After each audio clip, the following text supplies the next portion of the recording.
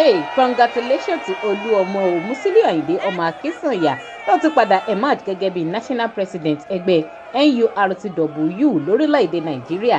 Àbújá yá Àbújá street enjoyment tó lọ máa continue l'Àbújá nìyẹn o. Lẹ́yìn ọ̀pọ̀lọpọ̀ awuyewuye tó ti lọ lọ́tún lọ́sì lẹ́yìn ọ̀pọ̀lọpọ̀ fàǹfà wàhálà rẹpẹtẹ nínú ẹgbẹ́ náà, Olúọmọ ti padà jáwé olúborí. Ẹ jẹ́ ká jọ wo bẹ́tò náà bó ṣe lọ nínú fọ́rọ̀ yìí bó ṣe raise ọwọ́ ẹ̀ sókè tí wọ́n sì elect gẹ́gẹ́ bí new national president ẹgbẹ́ Nurtw.